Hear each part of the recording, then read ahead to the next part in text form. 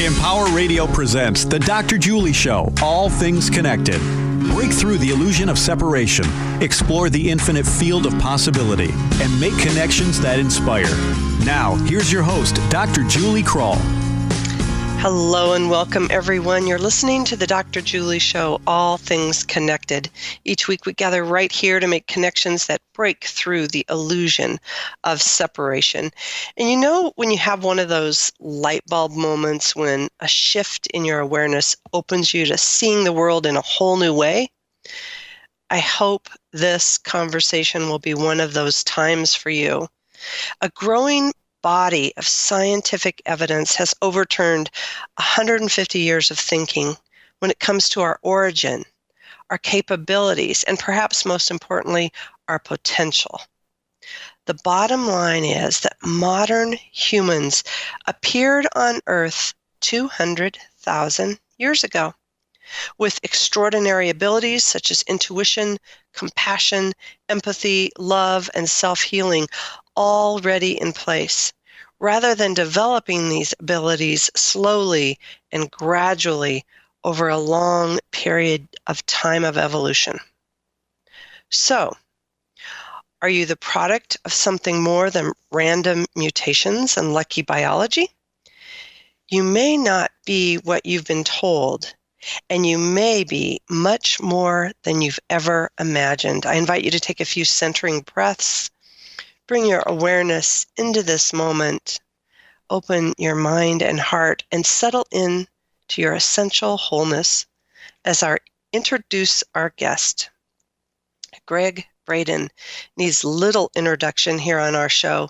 He is a 5-time New York Times bestselling author and is internationally renowned as a pioneer in bridging science, spirituality, and human potential. From 1979 to 1990, Gregg worked for Fortune 500 companies as a problem solver during times of crisis. He continues problem solving today as he weaves modern science and the wisdom preserved in remote monasteries and forgotten texts into real-world solutions. His discoveries have led to 12 award-winning books, now published in over 40 languages, and I am so happy to bring him back to you. So welcome back, Gregg. Wow, thank you. First of all, Dr. Julie, thank you so much for the beautiful introduction. I have to tell you, as I was listening, I just kind of let myself listen as an observer, and I'm totally intrigued by what you just said and where our program is going to go today. So thank you for a beautiful introduction, and I want to say happy 2019. This is our first program together. I'm going to welcome all of our listeners. Happy 2019, and we were just saying off the air, if the rest of this year is anything like the first few weeks have become, I think we're all in for a big year, an exciting year, certainly not a boring year. So hang on, here we go. Yeah, thank you. Thanks for acknowledging that. I know I was thinking, too, when we were talking off the air, I was thinking of, for me personally, I've been looking forward, like sincerely, genuinely looking forward to this conversation for the very reasons that you talk about with 2019 here. It's like this conversation can really help shift our awareness more globally here and really make some incredible aha moments for some of our listeners. A lot of our listeners are, very conscious evolutionary leaders. A lot of them have been following consciousness and evolution for a very long time. And this conversation kind of tweaks everything a little bit and amplifies it several octaves. So I'm really looking forward to getting into this. But first, Gregg, you know from last time you were here, I have a traditional first question, and I do ask it over and over when I have repeat guests, because in the moment, it's always incredible what wants to emerge to answer this question. So I'm going to ask you, like the theme of our show here, what does all things connected mean to you today? What I think it means in this moment is we're all in this together. There is no them and us. There is a we. Our world is changing. We all know that. Your world is changing, our listeners' world, my world, and I think it's fair to say for most of us, our world is changing faster than we've been prepared to accept that change. We expected it, but I think we didn't necessarily expect it happening as quickly and in the ways that the world is changing. And the bottom line for me is that the better we know ourselves, the better equipped we are to embrace that change in a healthy way, Dr. Julie. And that's, I think, what All Things Connected is really all about. Thank you. I do like the evolution of that answer because it brings us into this conversation for this book and how to better know ourselves. And you're working on another book, and so I can't wait to hear what this one's about. But the Human by Design is what I have in my hands today.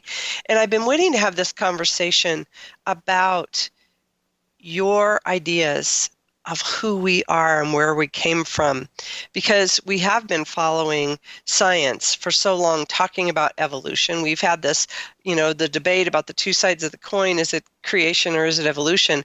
And you bring us a new option, and it really does shift our awareness of who we are and how we fit into this greater universe. So I would love for you to just kind of give us a basic introduction to the premise of our evolution or our creation in this book. Well, you mentioned that we've been following science, and I continue to follow science with this book.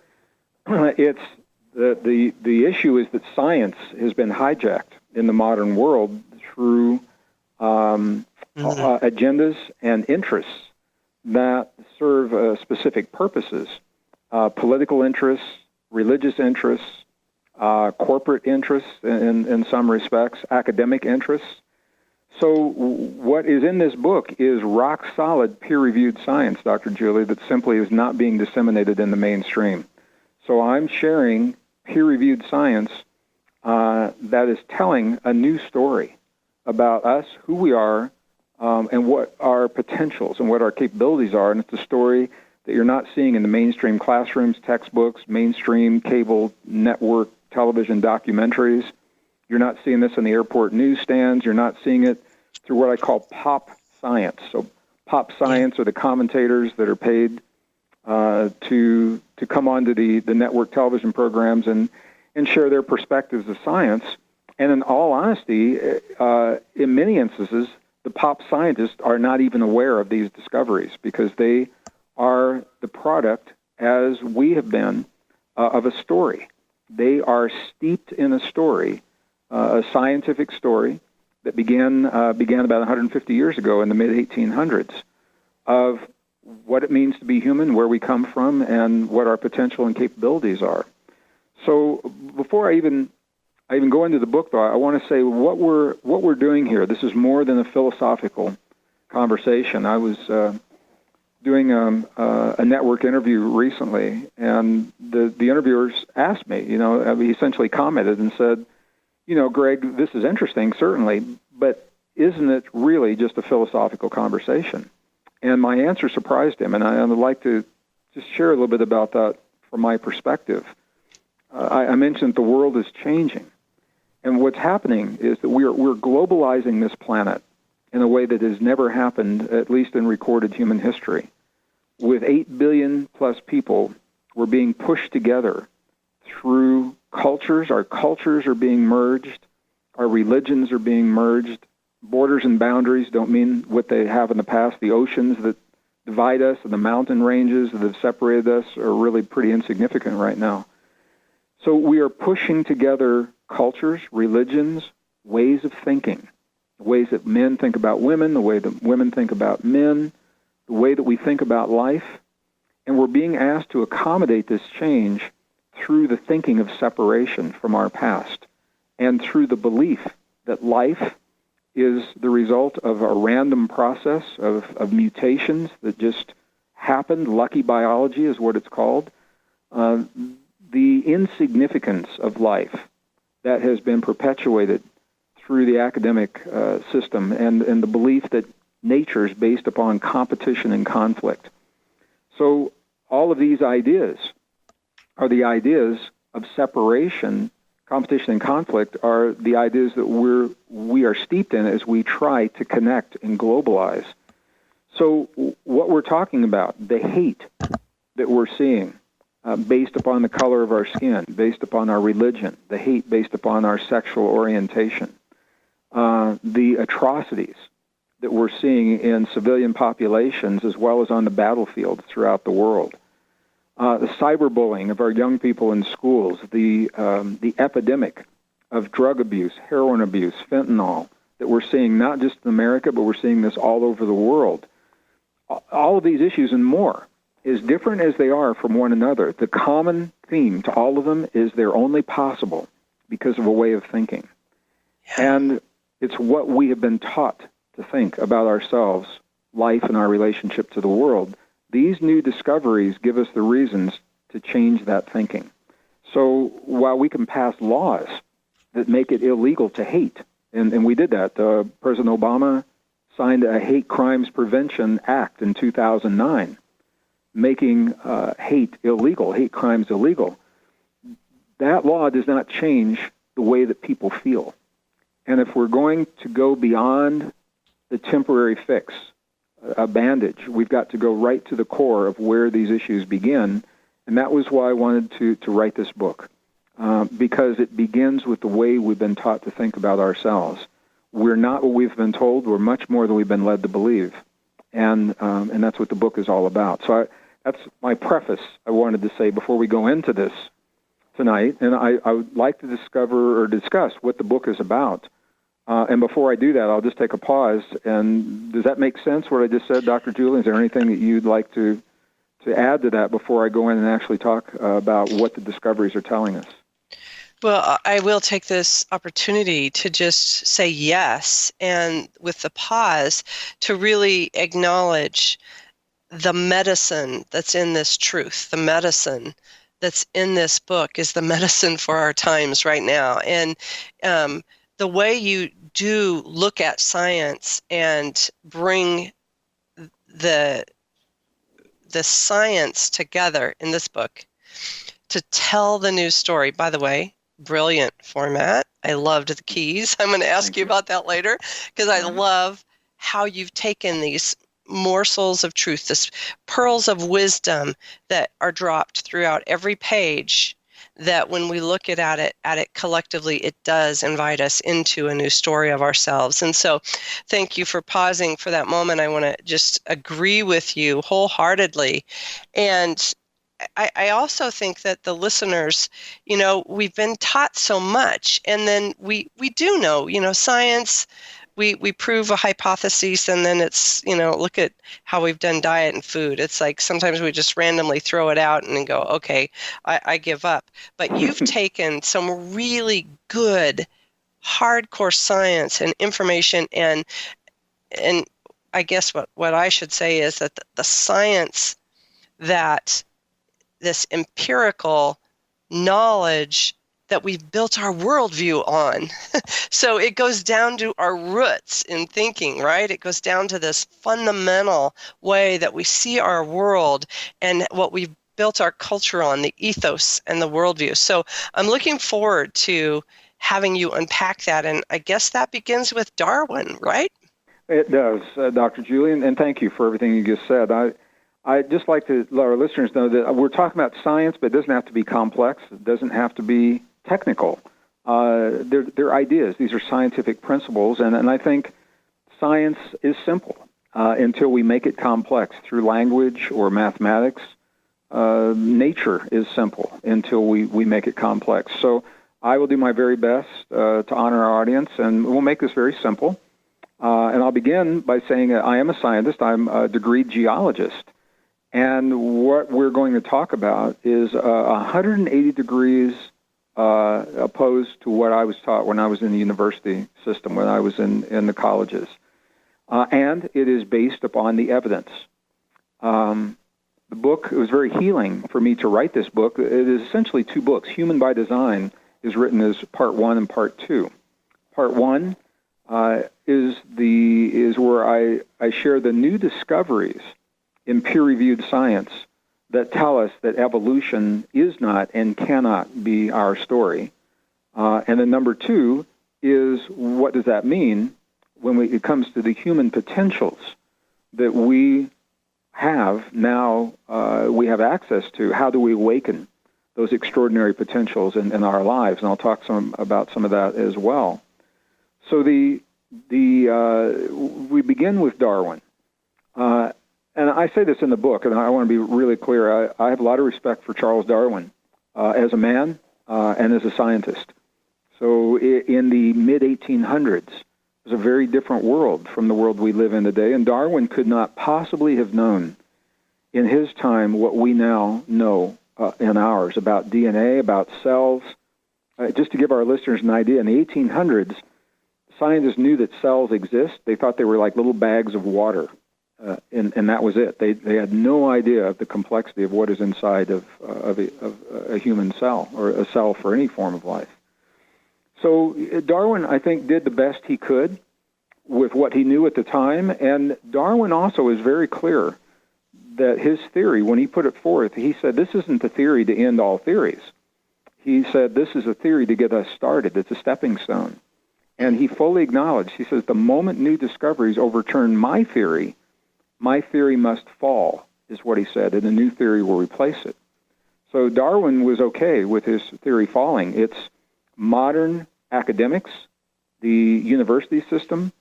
It is the agendas of religion, the agendas of corporations, the agendas of politics and what's being taught in schools that are keeping this obsolete story alive.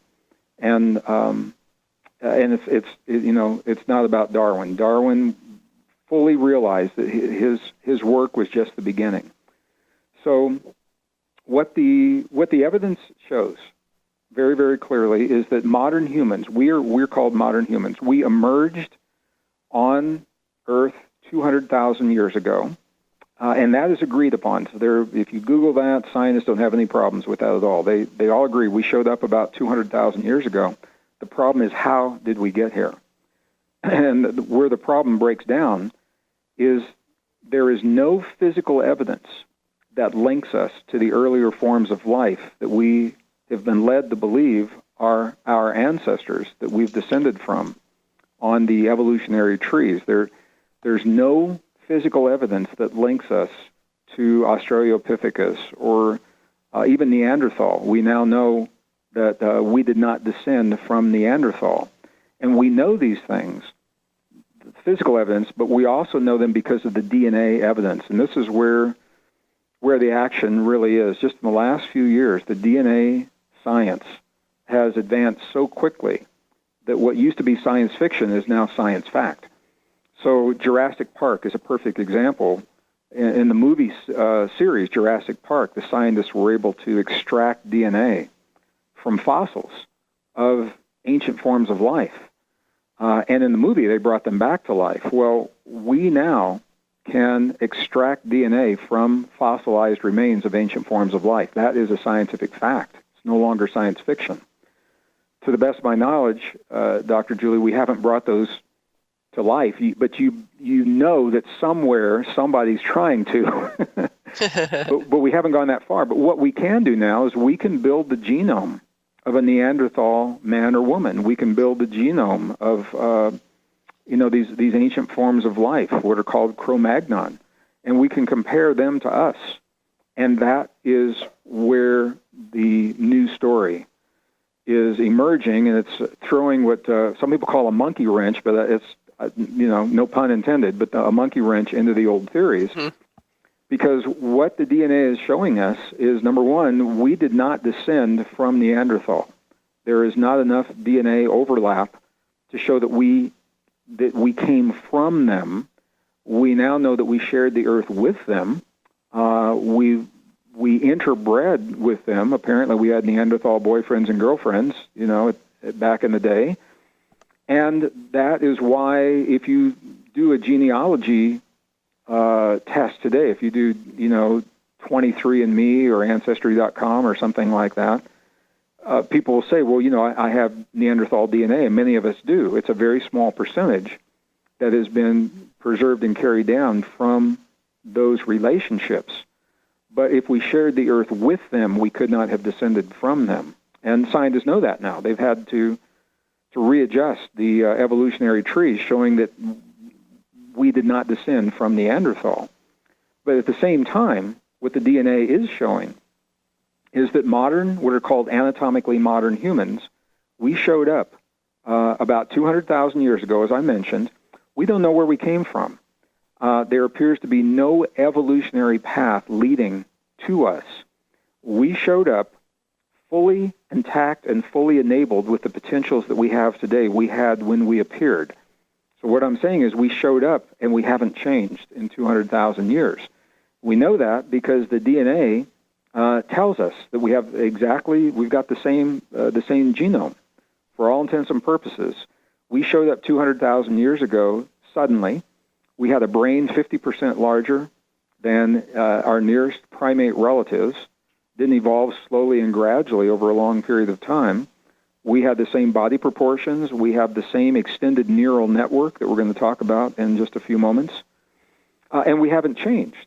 So this isn't Darwin's idea of evolution. The DNA studies are now allowing us to do what's called reverse engineering of the DNA. We can take our DNA today and work backwards and see what had to happen to give us the extraordinary potentials that we have. And this is where science is now in what is called forbidden territory, because what has been revealed, and we can go into this in more detail if you'd like, but there are multiple genetic shifts that happened in a way that is so precise, and they happened so quickly. They did not happen slowly, gradually over a long period of time. They happened quickly, very precise. In the case of human chromosome number 2, for example, it is the result of the fusion of 2 pre-existing chromosomes in a very precise way. And after the fusion happened, the chromosome was actually tweaked. There are portions, there are genes that were either added or removed or enabled or disabled.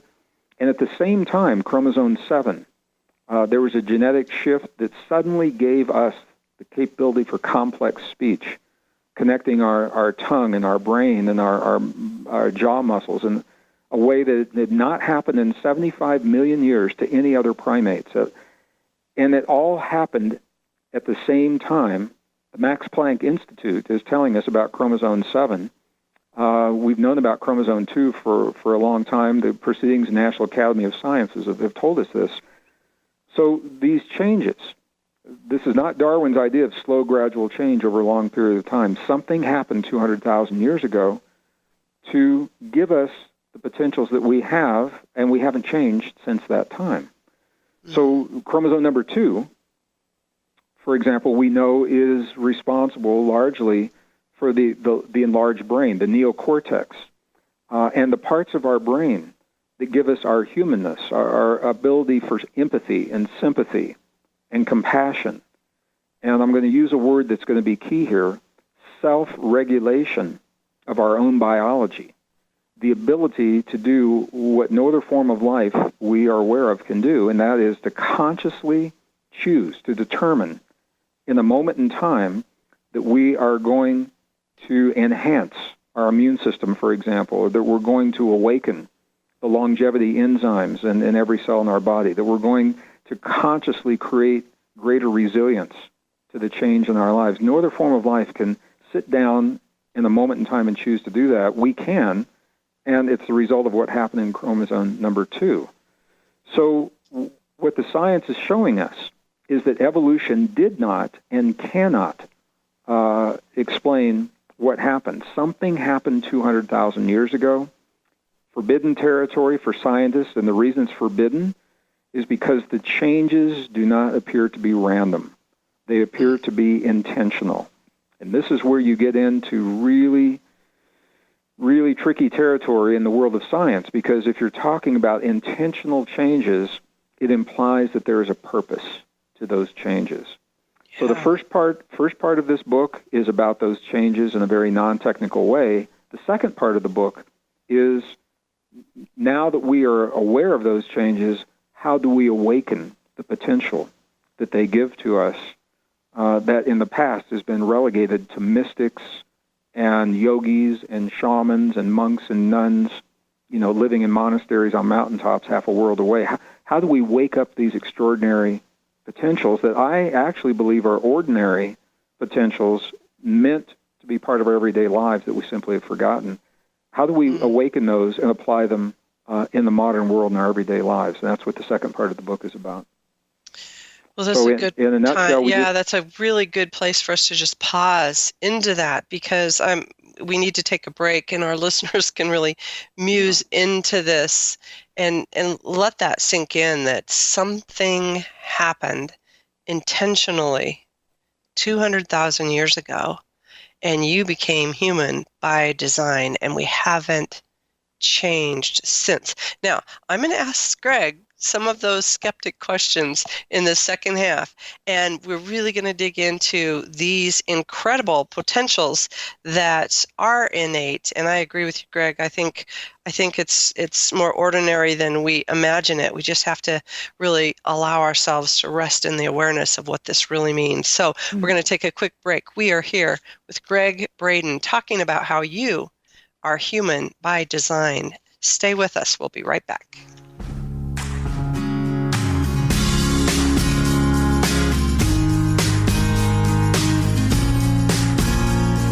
Empower Radio. Empowering you 24/7. Online at empowerradio.com. Now, back to the Dr. Julie Show. All things connected on Empower Radio. Welcome back. Hey, if you're inspired by our conversation today, like I am, I invite you to share it with others and listen to it again. You can do that by visiting my website at thedrjulieshow.com, where you'll find all the archive links as well as a listing of upcoming guests. Again, that's thedrjulieshow.com. Also, stay connected all week on our Facebook page, All Things Connected with Dr. Julie, where we continue the conversation. I'm here today with author of Human by Design, Gregg Braden. You can find Gregg's work at greggbraden.com. And Gregg, let's just get right back into this. I just want to kind of recap where we were, because it's an important shift for many of our listeners.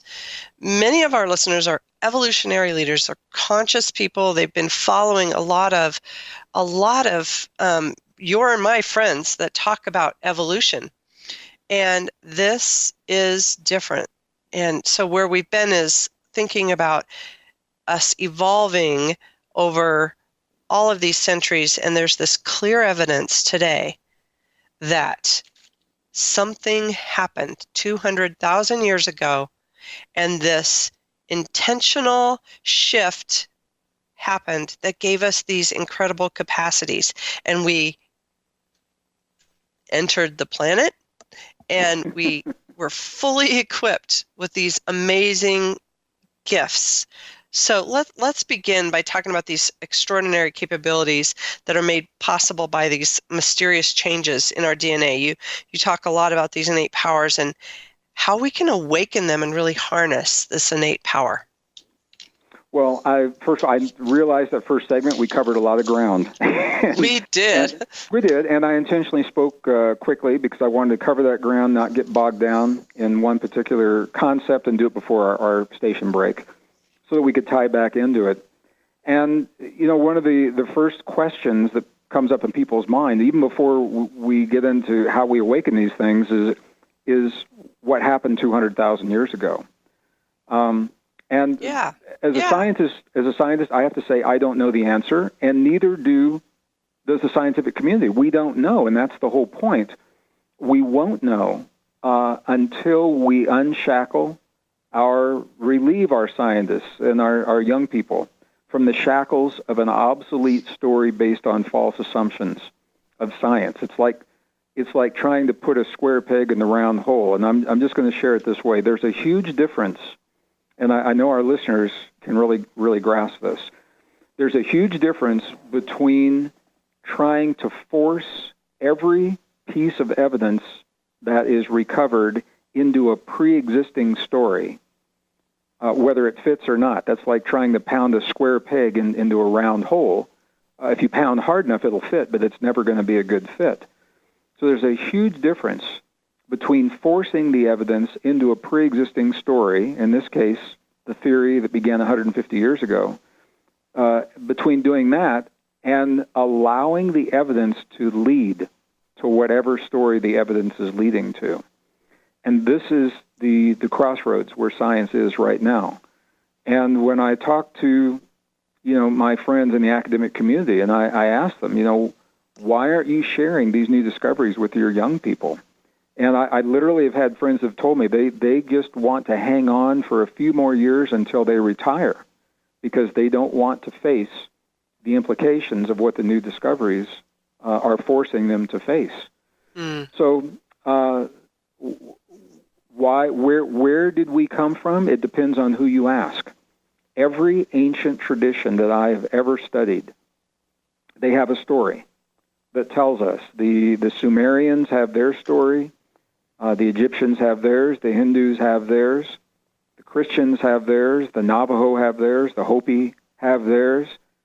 Science has had a story that's called evolution, and now the DNA is giving us a new story. The common theme through all of the indigenous stories is that we are the product of some kind of intervention. And I think the evidence strongly supports that. Now, what that means, we don't know. And there are some scientists say we have to know that before we can answer the questions. My feeling is as we embrace the potential that lives within us, it will lead us to the answers rather than trying to find the answers and then learn how to apply what they mean. So I think as we evolve to the greatest potential of what it means to be human, and I think for the most part we have yet to reach that. We don't really know what it means to be human because we've been steeped in a story of separation and powerlessness and helplessness. And so we've been very willing to give our power away to technology and to other people. And as we embrace this new story, we become stronger within ourselves. And the better we know ourselves, I'm going to go back to the first 5 minutes of this program, the better we know ourselves, the less we fear change in the world around us because our sense of well-being is not derived from our external world. The better we know ourselves, the less we fear change in the world, and ultimately, the better we know ourselves, the less we fear one another, and the less we fear ourselves. So I think what occurs to me, Greg, when you say that is I appreciate that so much, and knowing ourselves, I'm just kind of feeling also a comfort in kind of couching this new idea that you're bringing forward to us in you quote Dwayne Elgin's work on the living universe. It's kind of like I'm seeing that the living universe is cradling us in this moment as well, that if we can hold this new information of being human by design and couch it within this cradle, this swaddling information of a living universe that we're still a part of. We're still a part of this amazing, incredible living universe. It kind of gives us comfort. It does, and what's happening is it's forcing the scientific community to catch up with the evidence. So the scientific community has a story. The academic community has embraced that story, evolution. It's being taught we're teaching our young people in the classroom, even though we know it's no longer true. They're being taught false assumptions of science. And there's a whole generation of young people who are about to embark upon their life journey. And they want to contribute to understanding who we are, where we come from, and they're being required to do so within the box of the false assumptions and the science that we know is no longer true. So this book was an invitation to free them from the encumbrance of those ideas that are no longer supported by the evidence, to allow those young people to find the deepest truths of our existence. Ultimately, we'll have to do this at some point. Yeah. We will have to do this because the evidence that used to be called anomalous there are more anomalies than there are now the story, so the anomaly is the new story. And I think what it's doing is religion will have to catch up with these discoveries, science will have to catch up, and the lines that have separated these things in the past, I think, are becoming very blurry. And I don't think it's either or. I think we're going to have to develop a new vocabulary, Dr. Julie, to accommodate what this higher intelligence that's implied, what does that mean, and how did these changes happen? And there are all kinds of ideas about what that means. So it frees us to think differently about ourselves.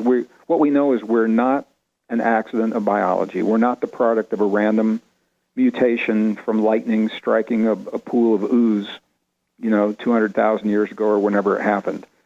So now, as a geologist, I have to be really clear. Evolution is a fact, and I'm not denying evolution.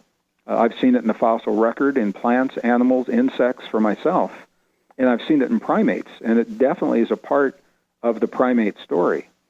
But evolution breaks down 200,000 years ago when it comes to us. Something else happened, some kind of an intervention, and we are the product of that, and we haven't changed since then.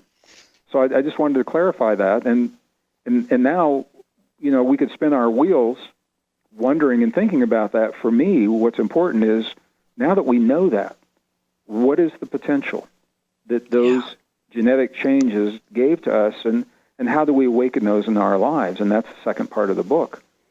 And what we begin to find is that the extraordinary capabilities of shamans and yogis and mystics and monks and nuns that have devoted their lives to understanding are now available to us in our living room, after dinner.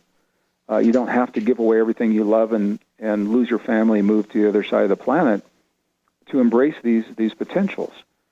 We know that the average human body is made up of about 50 trillion cells, and every one of those cells, I'll just speak to our listeners. Listeners, every one of the cells in your body is the equivalent of a tiny electrical circuit, and we know this. Every cell in your body stores energy. It is a capacitor. It's a resistor. It's a transistor. It stores information. It receives information. It accesses information. It stores light. They release light. And we have the ability to synchronize those 50 trillion cells in our bodies and to harmonize them and apply that energy in really positive, powerful, healing ways in our bodies. And where this begins is with the new discoveries of neurons, like we have in our brain, but they were discovered in the human heart. And the discovery was actually published in 1994. They were, I think, discovered in 91. So we now know that the heart does much more than simply pump blood. The heart has neurons that work independently of the human brain. Our heart remembers, it thinks, it feels independently of the brain.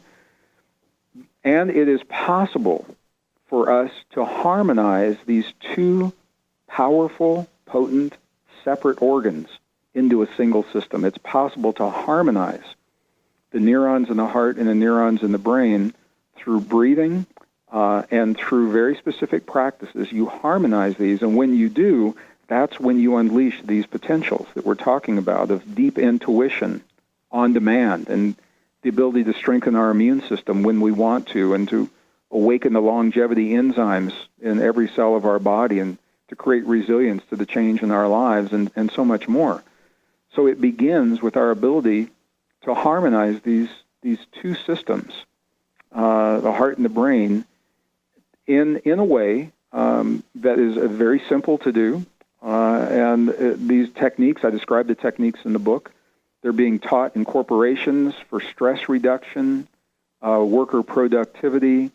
They're being taught in the United States Olympic, to the United States Olympic teams in Colorado Springs to optimize athletic performance. They're being taught to all 5 branches of the U.S. military, including the Coast Guard, to optimize their experience. And they're also being used in refugee camps, Syrian refugees and others who have experienced tremendous trauma, to rebalance the trauma, the biological trauma in their bodies, to open them to healthy ways of bracing their experience. So I'm saying this, I'm giving these examples so you don't have to go into a room and light the candle and burn the incense and listen to special music, and you can, but we don't need to.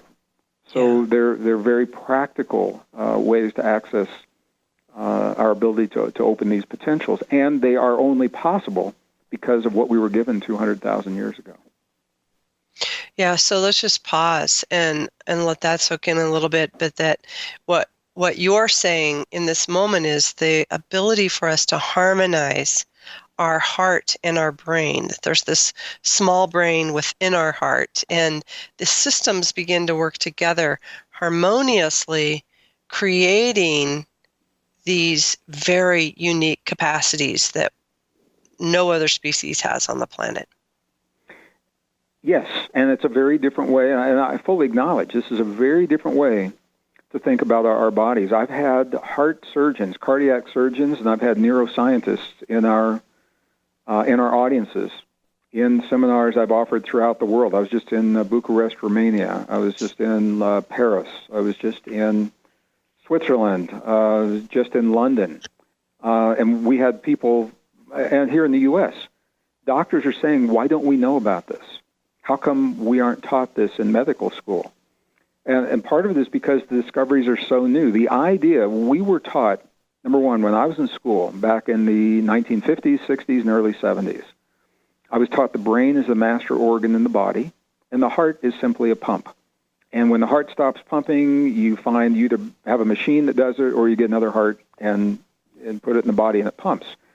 And it's true. The heart is an awesome, magnificently engineered pump. It pumps really well. But now we know that may be the least of what the heart does.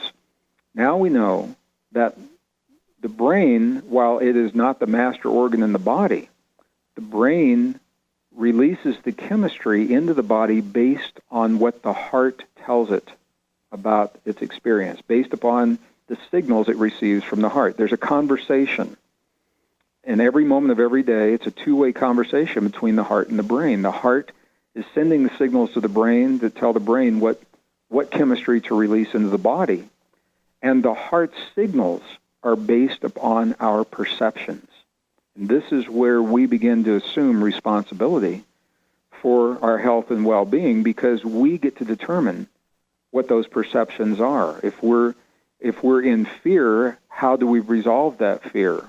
If we are having perceptions of anger or hate or jealousy or rage, those are sending very specific signals from the heart to the brain, and the brain releases the chemistry that matches that into the body. And if we are feeling feelings of gratitude and appreciation, for example, compassion is what the Buddhists teach in the Tibetan Buddhists. That sends a very, very different signal from the heart to the brain, and the brain releases a very different chemistry into the body. So I want to be very clear. I'm not saying that any emotions are bad. I believe that there are no bad emotions. We feel and experience whatever it is that we feel and experience based upon the way we interpret what the world shows us. And we each interpret it uniquely through the filters of our childhood and our experience and our growth path. So there is no right or wrong interpretation. The question is, what do we do once we have those experiences? Do we have the tools to resolve the hurt, to resolve the anger, to resolve the fear? And this is where, for me, where the new frontier, this is where the action is. Yeah. Because as we learn to resolve what life shows to us in a healthy way, they're just experiences.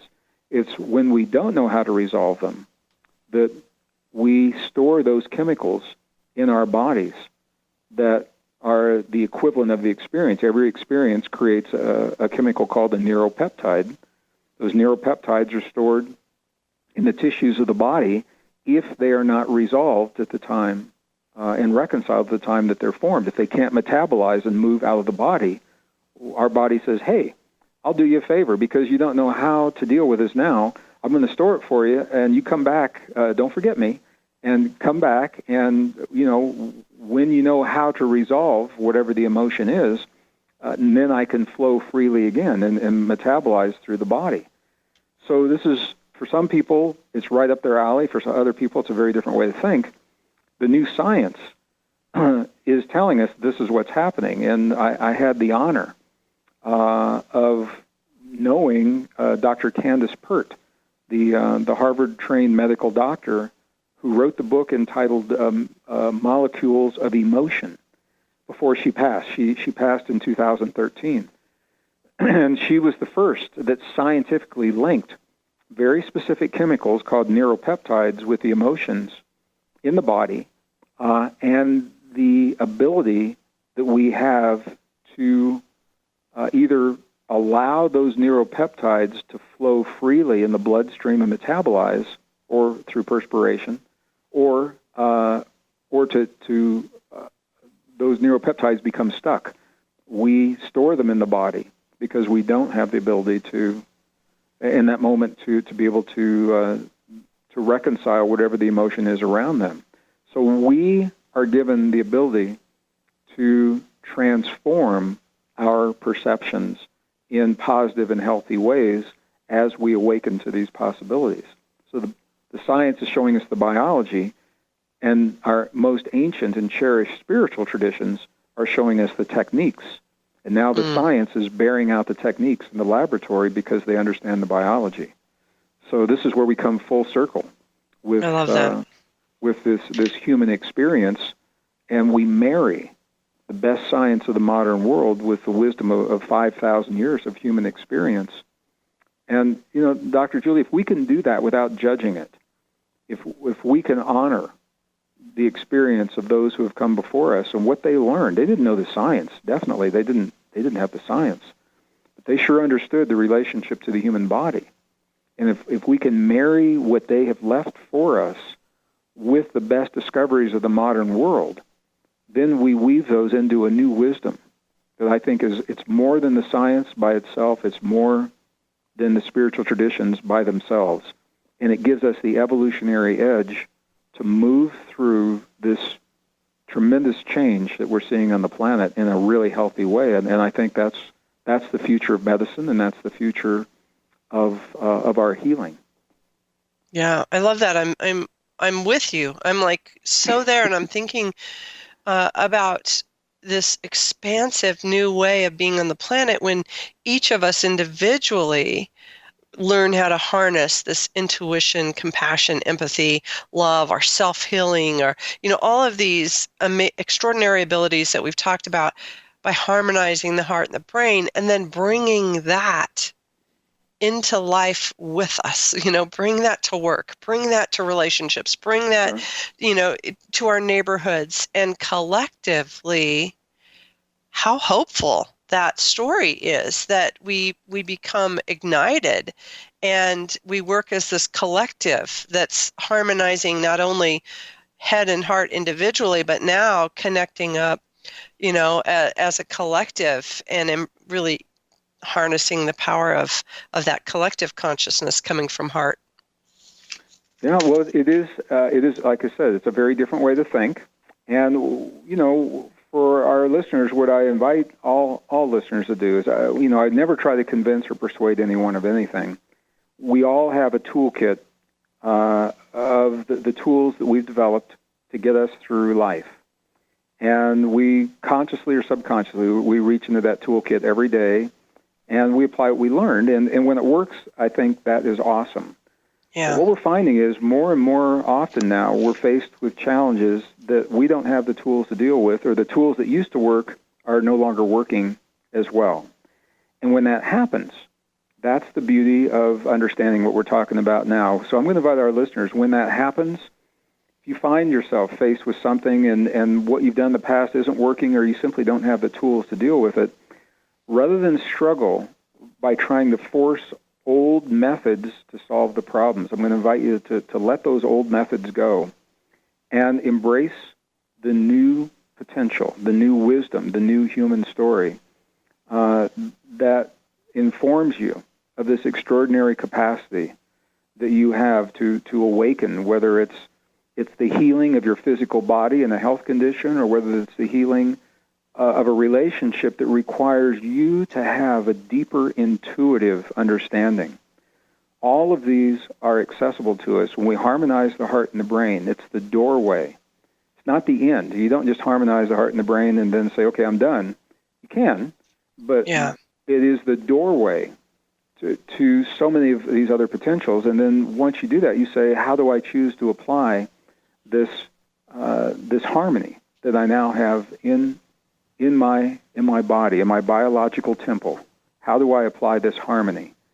And if it's the healing for yourself that you need, what you're doing is you are literally synchronizing the firing of neurons in the heart and the brain and directing that energy in a really, really potent and very healthy way. And if it's about understanding what's happening in your relationship or in your job or whatever it is, deep intuition, heart intelligence is the new term that is being used. It was developed by the Institute of Heart Math, is the pioneering research organization that has really opened the scientific door to so much of what we're talking about now. And I'd encourage our listeners, if you're not aware of them, to check out their website, HeartMath, HEART, capital MATH, all one word, .org. All kinds of information on there. You'll find a lot of my work on there as well. Yeah. So we can access these deep states of intuition when there's no one else to ask and no one to turn to, and Google doesn't have the answers. You have the answers from this heart intelligence, and you're actually tapping neurons that are linked to a collective wisdom. And I think you'll be amazed at the difference that it can make in your life. I'm just, in the interest of time, I know it's hard to go into a lot of these things in a lot of detail, but I just want people to know these things are available and what the new discoveries are showing us. And it's all based in peer-reviewed science. So it's not a New Age theory, and it's not channeled, and it's not a hypothesis, although all those things are good. If you are a person that likes to anchor new ideas in something that is proven and demonstrated, then that's what we're talking about right now. Beautiful. There's so much more in the book. I really don't want this conversation to end, Gregg. We're talking with Gregg Braden, author of Human by Design. There's so much more to be said, isn't there? Well, there is, and what we could do is call this part one. Okay.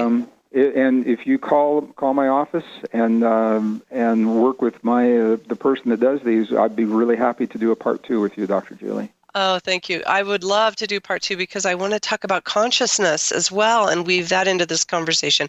So there's so much more to be said. And I'm not even going to have time for a close with a quote, but I'm going to post it on Facebook because it's a beautiful quote that I really want our listeners to read. So again, thank you so much, Gregg, for joining us today. This has been incredible. Dr. Julie, thank you for your kind invitation. This is my first day of interviews for the new year, and you're among my first. So thank you for being on my first. And all of our listeners, thank you all for everything you're doing, just to be the best people you can be and then make the best world possible. And Excellent. I look forward to our next. Excellent. So do I. You've been listening to The Dr. Julie Show, All Things Connected. Remember, together, we are creating connections for the good of the whole. Until next time, I'm sending you a world of love. Bye for now.